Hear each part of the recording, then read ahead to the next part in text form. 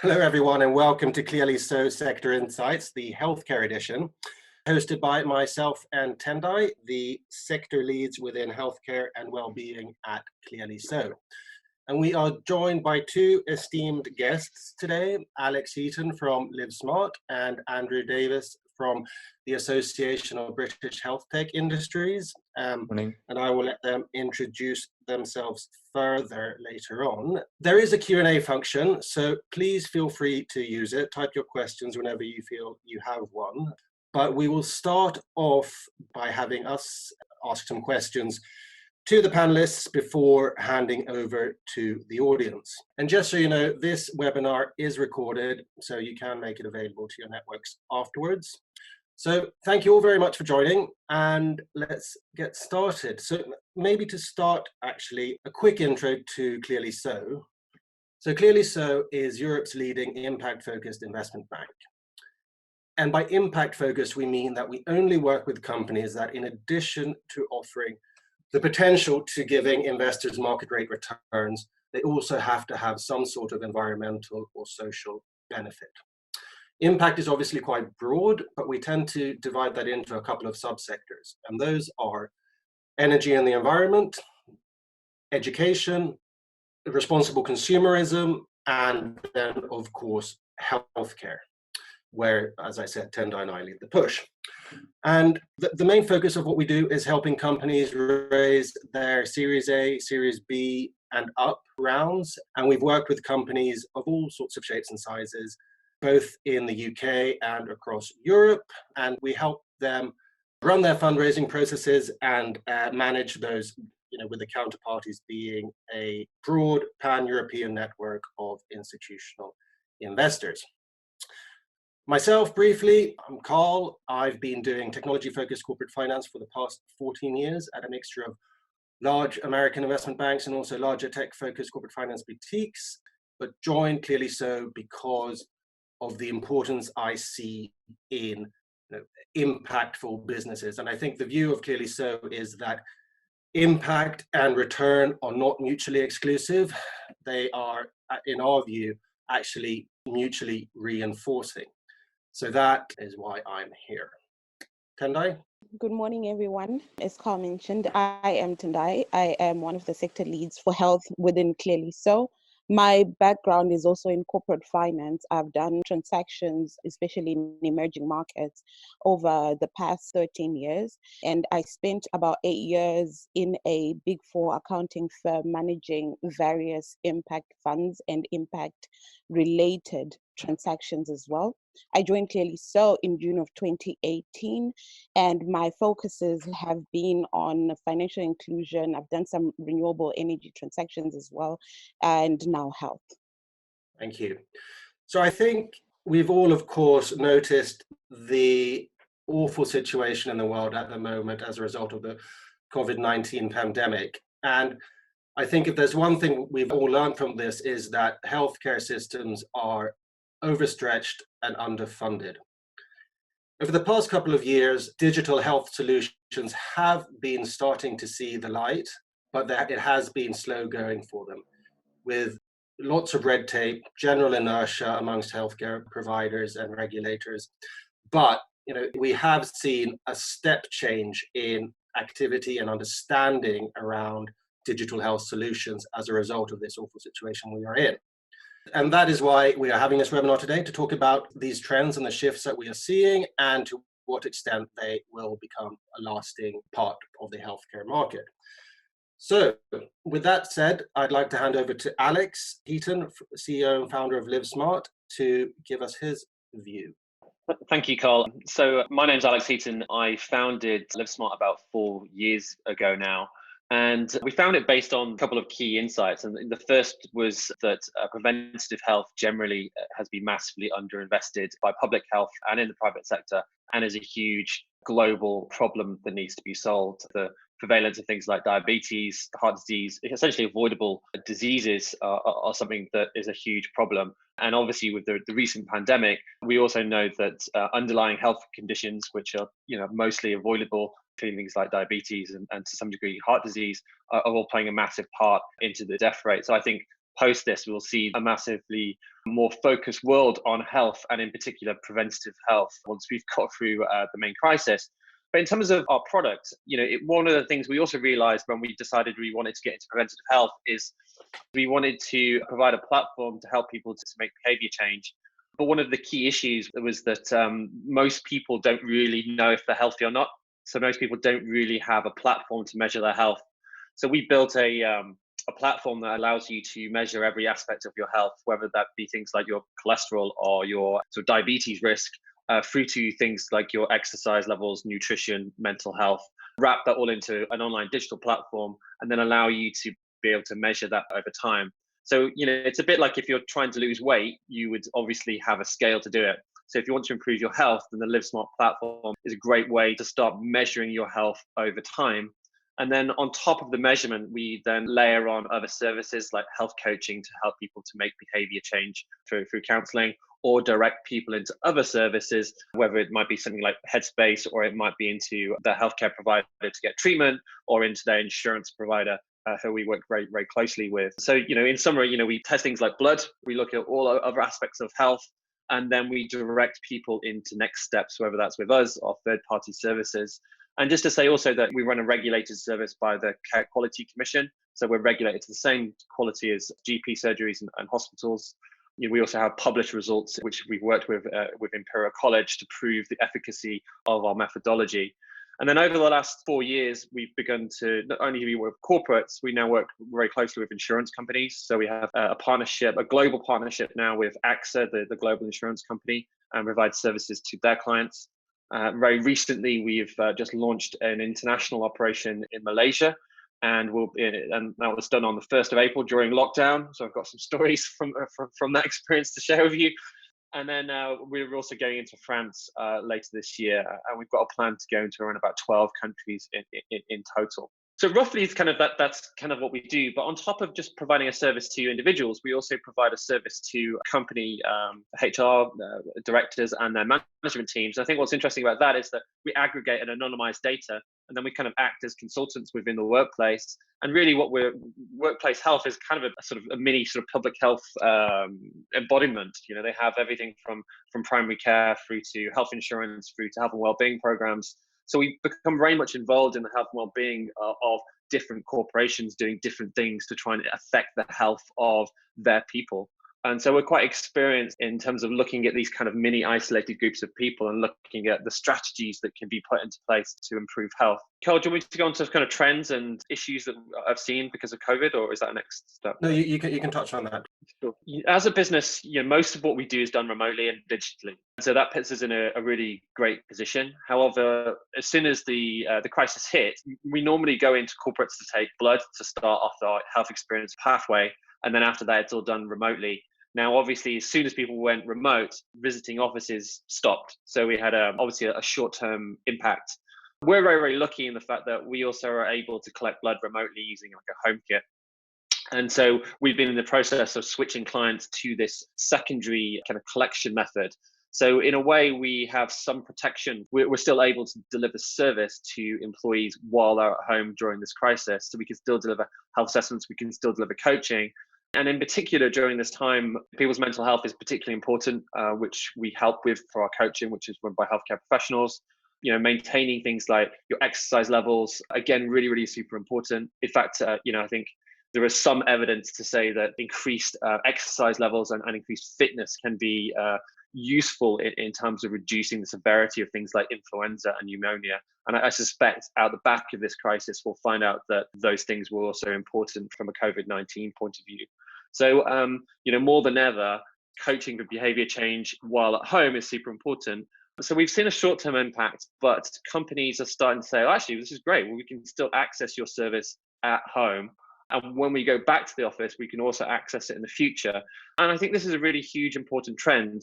We are working at home at the moment, but it's clear that, our company and many other companies like it, we're not going to go back to working in the office 5 days a week. I think working at home is going to stay for the future.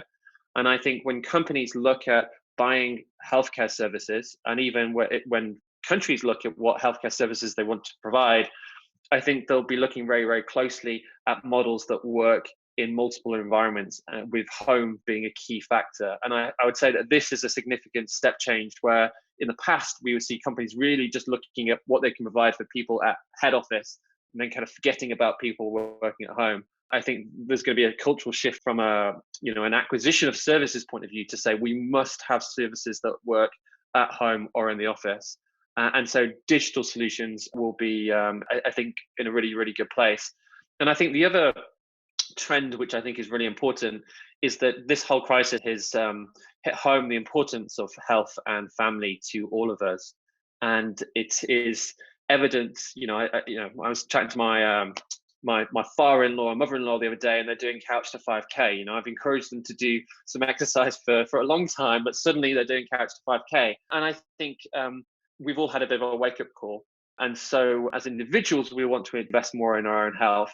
And so the corporations that we work for will start to say, actually, we want to also help our employees to do this.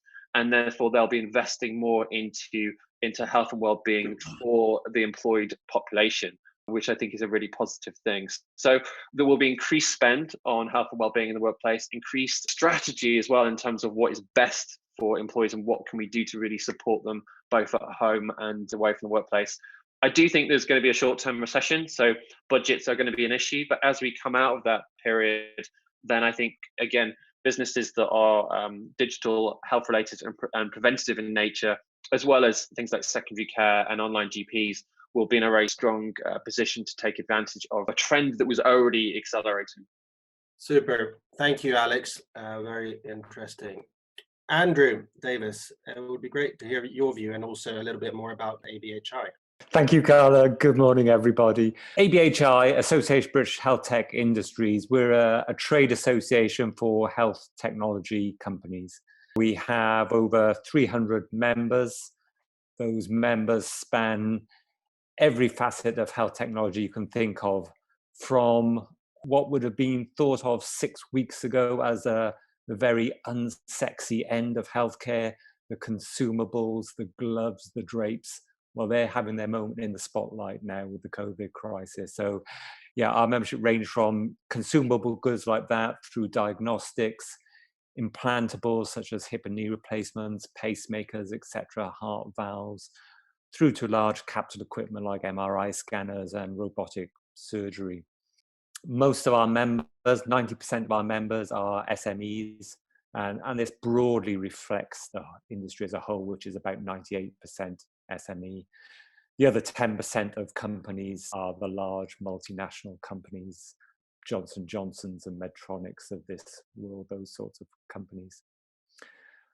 What we do as an organization very broadly is 3 things. We seek to inform government and the NHS on matters of policy where it interfaces with industry and to represent our members' views in that. We provide business intelligence back to our members based on the interactions we have with every facet of the healthcare system.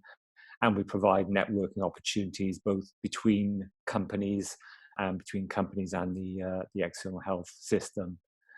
That's very, very broadly who we are and what we do. Our main focus is in the UK in terms of that policy work, but a strong part of what we do is also supporting UK companies to export around the world with a major focus on the US and sort of Middle East markets and increasingly China.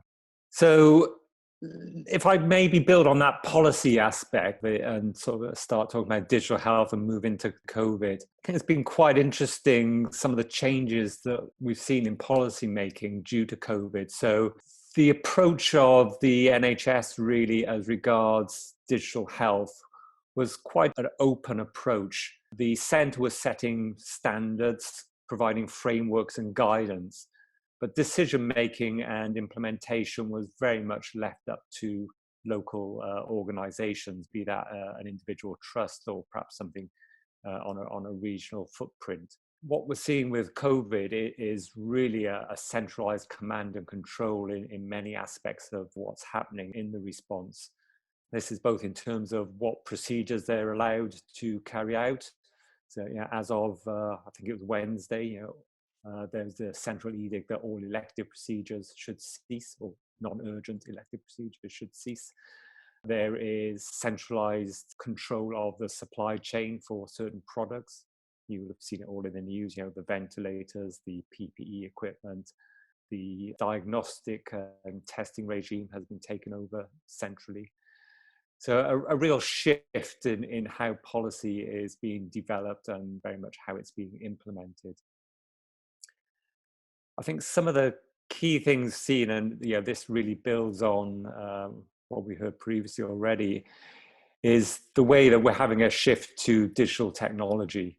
History has shown us that wars, and we are in a war right now against COVID, but wars of any type, be they traditional armed conflict or cold wars or space wars, lead to a step up in technological development and the adoption of technology and repurposing of technology. We're definitely seeing that in the response to COVID. So I've really seen it most starkly, I think, in the primary care side of things. What was 6 weeks ago a walk-in service is now a dial-in or click-first service. It is gone almost totally digital. So I think the statistics are, it's something down to about 4% of all interactions are now face-to-face, whereas I think it was about 35-40% of interactions were face-to-face prior to COVID. So a real step change there to a digital-first environment. And we're really seeing, a society adapting to this themselves. There's hundreds and thousands of people ringing 111 or going on to 111 online, but also self-selecting on how they feel they ought to interact with the health service, excluding themselves from the hospitals, not going to A&E, reducing their GP calls, etc. So a real interface between the policy and technological environment and the behavioral side of things. We're also seeing a real change in pace of what the NHS has been able to do. So we've seen with the Nightingale Hospital, obviously they've constructed an ICU in a matter of weeks. On the technology side, they've done similarly. They've installed electronic patient record systems within those field hospitals so rapidly, it's unbelievable, whereas things prior to that would have taken months to implement. So a real change in that decision making and the ability to act at pace. We're also seeing a lot of new technology being applied in this sector, so a lot of apps, etc. And I think this is also a very interesting area where we're seeing the behavioral side and the technology side interacting. What would have caused perhaps huge outrage not so long ago is being passed by now. So, we have the latest app developed between NHSX and Apple and Google to basically do some sort of the track and trace elements, automatically picking up who you've been close to, and your phone's automatically communicating. So there's elements here of where people are making trade-offs in using apps like that and several others that are available.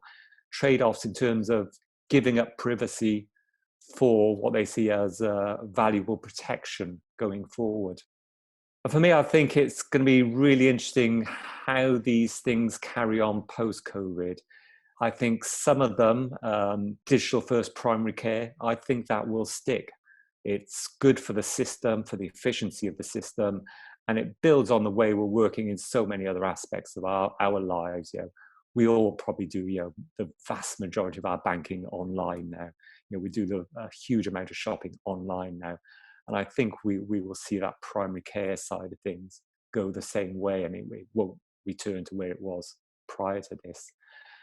Medical distancing or remote monitoring, telemonitoring, whatever you want to call it, I think we will, again, we are seeing this as ABHI. We're working closely with NHS England on some virtual clinics in diabetes to help support diabetic patients where they can't access their normal NHS services. I think people will continue to do that sort of thing post the COVID area. Things like the Google, the track and trace, those crowdsourced elements.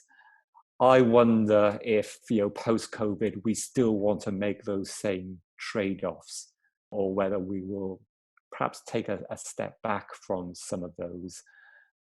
Also, I would say never underestimate the NHS ability to be very conservative and bureaucratic in the adoption and running of new technology. So I think in some of these areas, the NHS will also take a step back. So I think we are in a really interesting area. Before coming into COVID, I would have said, the UK health system was mid-table in terms of its adoption of digital. It was below Estonia, below a number of the Nordic countries, but it was better than some others like Germany, for example. We've certainly taken a step change. I must admit, I've not had the opportunity to look at what's happening elsewhere in Europe right now, too much going on in the UK. But I think we will progress on the digitalization of our health service after this, but it will be a case of 2 steps forwards and perhaps half a step back is my hope. So that's some initial thoughts from myself. That's great, Andrew. Thank you very much. Tendai, I think you have some questions. Yeah, thank you for that. I think I'll start with Alex. Maybe just one thing I wanted to ask is, are there any technological trends that you feel will shape the digital health market? And maybe this is a double question, but are there any fundamental differences in the way of adopting new things in the health industry currently? I mean, I think, it's clear that digital is not just about taking a service online. It's about saving money, and it's about the efficient allocation of resources. And, what do I mean by that? Well, I mean that we can automate things that currently are done by people, and therefore put resources where they're needed most. So a good example of that would be things like automation and AI. So if you, let's take Babylon, for example. They've got some amazing symptom checkers that allow you to check symptoms or talk to their kind of AI kind of bot to understand key things rather than necessarily talking to a physician. I get that these things are limited right now, but they're increasing in sophistication. We as a business also have a large amount of automation to sit behind the scenes, and they enable us to speed up the way that we analyze. It's a bit like a decision support tool. So it allows us to spend sort of 50% of the time looking at blood test results. It saves us 50% of that time. And over time, we might get that to 80 to 90%. So we're reducing the amount of time that doctors need to spend analyzing and writing things, and we're making them more efficient so they can deal with the real problems, when we get escalations or people that have major concerns. And that's a huge benefit for people. And I think we're going to see that technology allows us to do that across all sorts of aspects of health, whether that's in preventative or in reactive care. There's some brilliant work going on, particularly with AI and the analysis of scans for things like breast cancer, and also looking at other types of, there's some great developments in that area that I think will really support clinicians to make faster and better diagnoses, in a speedy way. So that automation part, I think, is really critical. And I think the other part, which we are not very good at, is kind of the integration of digital services together or multiple services together. And I think that's an area we need to get better at. And I think it will be almost the next hurdle. How do you successfully connect, our GPs with our hospitals from a digital point of view? That doesn't happen at the moment, right? It's done on paper and letters. We need to be able to do that efficiently. How do we also then need to connect third-party services, whether that's something like LiveSmart or Babylon, to these services too? And digital has the capability, but we need the systems in place to be able to do this. And once we do have that integration, it will be a real game changer. So I think that type of integration we'll see more and more. It's easier in smaller systems or in newer systems. So in places like Estonia, because you're starting from a fresh set of systems, but in places where we have all of the baggage, that is the existing historical IT systems, this becomes more complicated. So automation and integration of data across services, I think, is two massive key trends that will make a big difference. Thanks a lot, Alex. And Andrew, just one thing maybe I wanted to ask, or maybe a couple of things. I wanted to ask about the regulatory factors that affect digital health. I know you work with a lot of companies, and the things like risks for data and information breach, and maybe just a brief discussion on cybersecurity and how that affects digital health and the importance of that as each company grows. I think that's something that is very important for us to know at this stage. Yeah. Okay. Yeah, perhaps. I mean, in some respects, regulation and cybersecurity are interlinked. But let me take sort of the regulation first. Yeah, I think regulation is a really interesting area. So the way we're certainly approaching it is looking at sort of the overlaps of regulatory systems. So you have regulation of the device, if there is an end device, which may or may not fall under the medical device regulation. That then really interfaces with the data regulation and the sort of GDPR and the Information Commissioner's Office. And the third bit, which Alex alluded to, is the regulation of digital as a service, so through the CQC.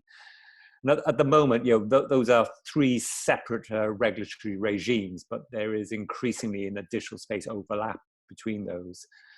So it's really important to understand all the aspects of regulation around what your offering is.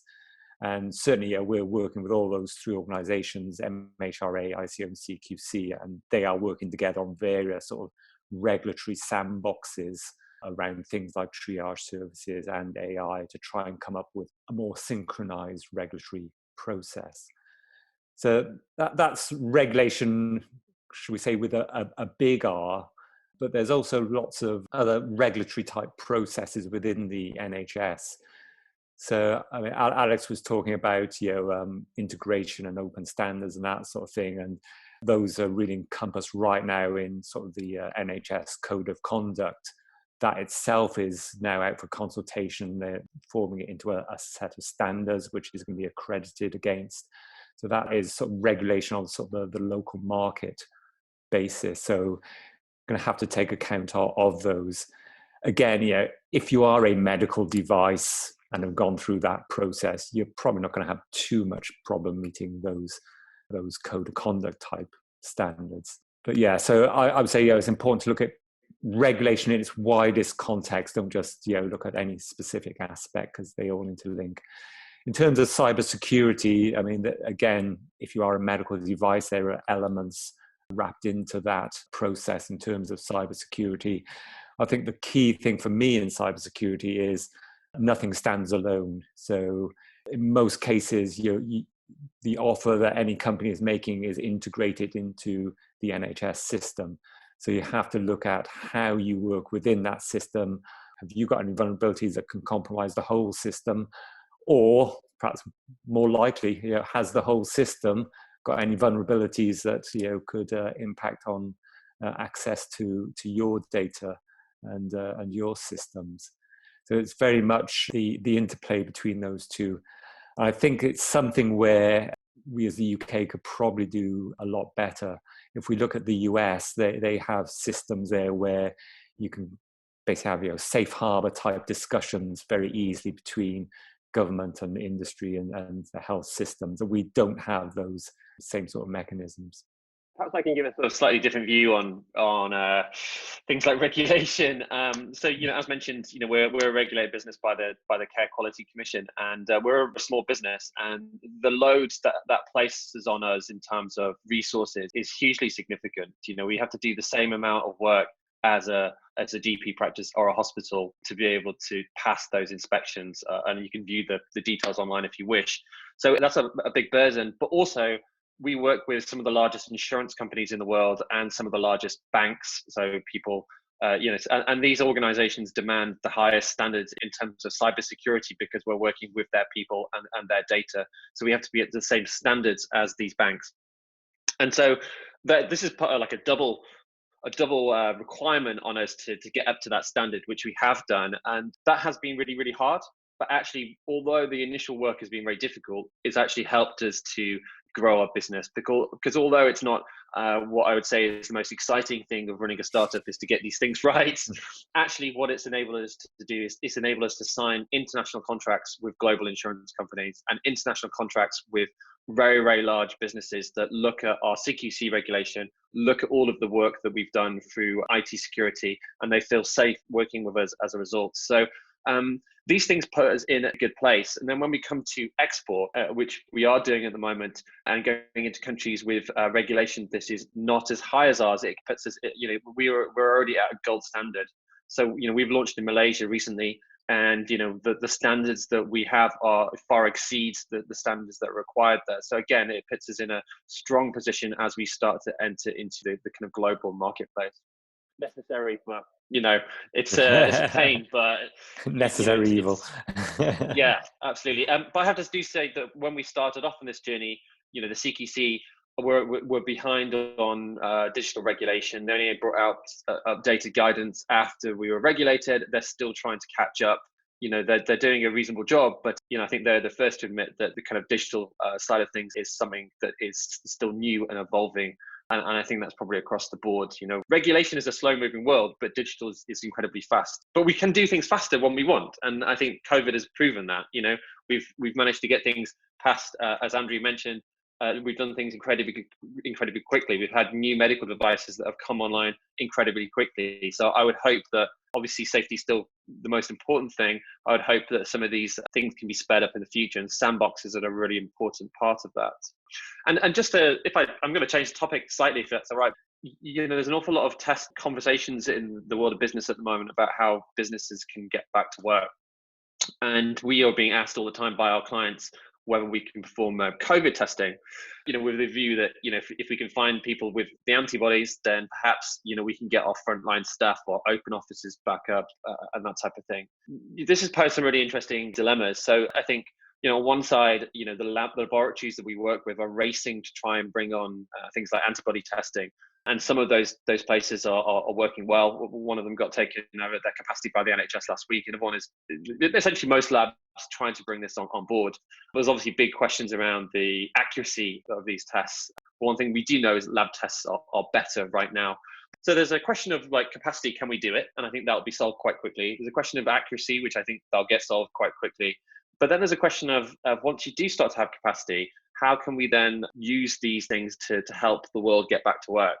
How can we use antibody tests to help essential services reopen, or at least make people in frontline services kind of less stressed that they might catch something, knowing that they've already had it? I think this is a really fascinating question for health and digital health. And can companies like LiveSmart and the NHS and the government work together to provide solutions for corporations and wider public space? And certainly we're trying to get involved in that at the moment and trying to bring this stuff online. And we hope to be able to have a productive relationship with public health, and certainly over time serve our private customers and help their businesses get back to work as efficiently and safely as possible. So I think that's another area that's going to be very sort of topical as we come past the peak. How do we help manage this entrance back into the new world? Yeah, I agree with the first, with the second part, but also the first part of what you were talking about. If there is a will, there's a way, and this pandemic really has proven that things can move. But Andrew, I have a question for you. You work with a wide spectrum of businesses, everything from the Johnson & Johnson, General Electric, IBMs of the world to growth stage digital tech businesses. To what extent do you see that the IBMs and General Electrics of the world are going to, benefit from this the most, or is there a significant opportunity for the smaller businesses to ride this wave as well? Yeah, absolutely. There's a great opportunity for smaller companies to benefit from this. One of the things that surprised me when I first moved to ABHI actually was the view from the large corporates about SMEs. And they thought they'd see them as competition, that people who are going to take away their market share, the disruptors in the market. It's not the view at all, actually. When you speak to the large companies, they are really keen to see small companies survive and thrive. They see them as part of the ecosystem, and eventually they might buy them up or buy their technology up. They see them as a really important part of the ecosystem. So I don't think this is, will the big companies win out of this, or will the small companies? Hopefully everyone can. But the stereotype of what a small company can bring, the speed and agility, is generally played out in practicality, and speed and agility will be really important going forward. Now we've seen some very large companies react to the COVID crisis with great speed and agility. The Rolls Royces and the British Aerospace, repurposing their manufacturing and switch over to ventilators, etc. They can do that in a crisis, but it's not their normal way of operation. And I think, after the immediacy of the crisis, the small companies will be able to still benefit from their ability to change and adapt at speed. Okay, interesting. Alex, you're at the moment very focused on corporates, as you mentioned, insurance companies and banks, but isn't there some rationale in public healthcare providers using a solution like yours as a way to make a small upfront investment to cut future healthcare expenditure costs? Absolutely, and we would love to work more in the public. As a startup, right, we kind of looked at it for a while, and we kind of figured that we'd probably run out of money before we actually managed to commercialize anything with the NHS. That was our analysis after looking at it, and I kind of probably still stand by that to some degree. It's a very tough organization to begin working with. We may be in a better position now that we're more established, but yeah, I mean, I think clearly, for example, there is a national kind of health check program that's quite basic, right? We can run something that is about 20 times more sophisticated than that for the same money. So yeah, we could easily do that program and do it remotely and do it better than what is being delivered currently, in our view. I think there's a large amount of blood testing, for example, that could be done remotely as well. I think we're bringing on better devices all the time, and it would require people not to go into to see people. And then I think there's remote management of existing diseases and conditions. That a lot of that can be done digitally rather than necessarily always face to face. And you've got some other good, great suppliers out there that are starting to do this. Aviva, which is a sort of diabetes support app, which I think is brilliant, is something that is being increasingly picking up NHS work. So there are some good examples out there. I think prevention generally, though, is an area which the NHS find a bit tricky to fund. So whether a lot of the funding got passed at some point to local councils, and I think it's difficult because although it can have a huge effect, it's difficult to track the short-term kind of impact of prevention, even though it has a huge effect on long-term health. And I think certainly in the NHS forward view, prevention and digital is a huge part of the future. But I think we as a country and as an NHS are still trying to figure out where it should fit. Should it start at primary school and secondary school? Probably a lot more than it does right now. Should it be part of everyday life, not just the NHS? And this is the bigger questions here. Is that prevention is really about lifestyle and about which affects every part of society, and who pays for that, where does it come in?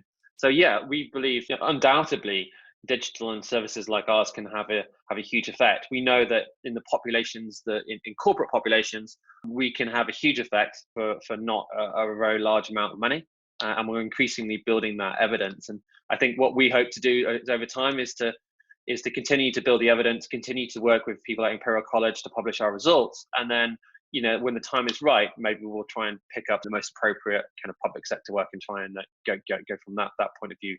But I think having strong evidence is probably the first step as a business that you need to be able to kind of go into this, and also a clear kind of demand from the government really to invest more significantly in preventative. Having strong clinical evidence is of course key. I mean, especially in healthcare, I mean, where the result of not doing things correctly can be quite serious. But related to what you said, Alex, about the NHS, I wanted to ask Andrew. I mean, now we've seen a lot of central push from the NHS out to through CCGs and down to the trust level. In the future, do you think we'll be seeing more central planning on the national level or central buying on the national level than we have seen in the past? Because this obviously means that the sales cycle for startups becomes much better because they don't have to go individually to each regional CCG. What are your thoughts on that? In terms of sort of digital technologies and that side of things, actually, no, I don't think we'll see any centralized procurement of that. Yes, there will be the centrally managed frameworks, etc., but that will then give the local organizations the choice. I don't see that really changing from where we are today. I think what we have seen through the COVID crisis is not on the digital health side, but on sort of, should we say, ordinary consumable side, is that they've perhaps gone too far down the line of focusing too much on price, too much on rationalization of suppliers. And COVID has, highlighted the fact that we don't have the supply chain resilience in the UK for some of these technologies. So I think in that specific area, I think they will change the criteria and way they look at their purchasing processes. And I think that will broadly flow out to other areas.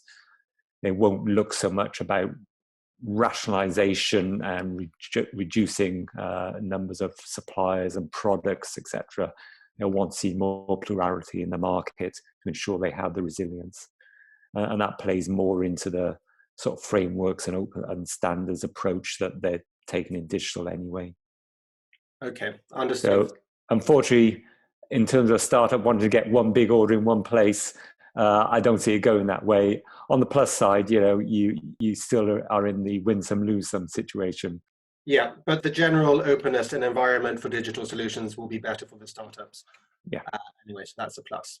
I think we have to open up to the audience now. So the first question here, there are many companies and technologies that claim to address the inefficiencies in health systems and to be game changers in delivering improved benefits to consumers, payers, etc. One can say that all this noise confusing the market. What do the winners in this space look like? Start with you, Alex. Wow. Okay. Obviously, I think the proof is in the pudding. Like, you've got to be able to demonstrate results, right? And that's the most important thing. Vapor is one thing to say you can do something, but the most important thing is actually to demonstrate that. So you either demonstrate that through either past results or published evidence, or by actually going in and delivering. So, for example, with our corporate clients, it's all about data. We don't do anything that we don't believe is going to shift the dial. And, we work with our clients that not only implement solutions, but then prove over multiple years that we improve the health of the people that we work with. And frankly, if we weren't successful at doing that, if we weren't successful at getting good uptake and delivering health improvement and really supporting people to make massive change, then I don't know why we'd be in this in the first place. And I think the other thing to say is that there are different models for payment out there. And, some companies operate on kind of outcomes-based payments, and those types of contracts are, particularly within public health, are probably going to become more common for external suppliers. So at least then you're just paying for the final outcome rather than necessarily someone that's just implemented a service. I still think that we're a bit away from that, but certainly in other places around the world, we're seeing that model become more prevalent. And I think it's quite good. I think it aligns people with the success of that service. Certainly, we as a business would be happy to work on an outcome-based payment model. And I think it aligns everybody rather than just delivering a service for service's sake. Do you think that's okay? Got it. Thank you. Thank you, Alex. Here's another question. In what instances will digital health solutions not work? What are the main areas in which we have to remain with the old school model? I mean, physical examinations would be a great one, and you can't really get past physical examination. You need to be able to do that for many different things from a primary care point of view. And obviously there are many things from a secondary care point of view where you can't get past something that's face to face. But whenever you look at most care pathways, you'll generally see there are elements of it that can be digitized. And let me give you an example. Let's think about operations. So normally before an operation, there's some sort of pre-assessment before an operation, which is normally can be some bloods or a questionnaire, or some sort of. Normally it's bloods and a bit of a questionnaire, or something along those lines, just to make sure that you're fit and able to have that operation. That could all be done remotely without you having to visit the hospital. There's a few other things too. So pre-operation, let's take a hip replacement or a knee replacement. We know if you manage to lose some weight before that hip operation, you improve your chances of a successful operation.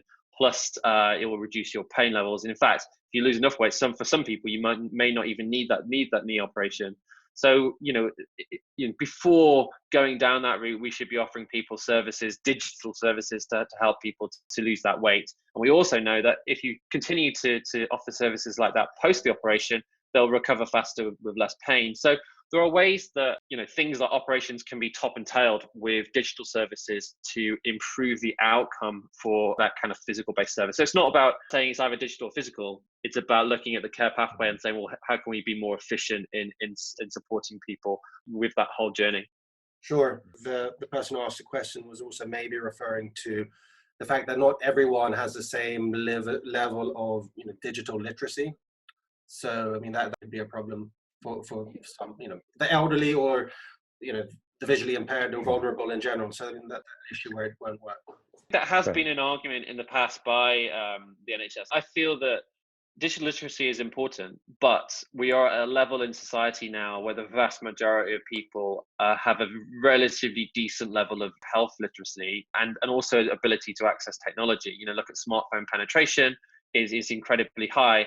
There is still definitely a percentage of society that need that face-to-face, but we cannot continue to hold back the health and the impact of this for the vast majority of people for a small number in society. And we still need to provide a good service for those people. Don't get me wrong, I'm not saying we provide a lesser service. We still have to provide a good service for those people. We've got to think of the vast majority and the impact it can have too as part of this and not hold things back. Yeah. I agree. Digital literacy is moving on, but there is still a cohort of patients can't access that. And one of the challenges that is very particular to the NHS and health systems is you can't just cater to the majority. So if you're developing an app for a commercial purpose, you can look at what's standard deviation each side of the midpoint. Right, that's the majority of my customers. I can develop my app for them. One of the reasons the NHS app took so long to come out is they had to look at so many diverse use cases to make sure they weren't introducing any health inequalities, because that would be breaking their rules. So they have to test for a huge range of use cases. So at the macro level, what that means is if you've got a digital service, you might have to also run a non-digital service alongside it. And therefore, you're not necessarily getting the cost savings from moving to digitalization because you've still got all of the fixed costs of the non-digital service. So that's one of the challenges of introduction of digital services. Thank you.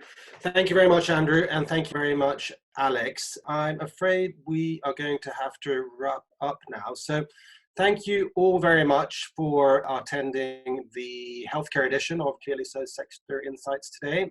You can always go look at our website. There are lots of interesting things to read and watch and listen to. And we will be putting these out on a weekly basis, I think. So thanks everyone for joining. Thank you very much, everyone.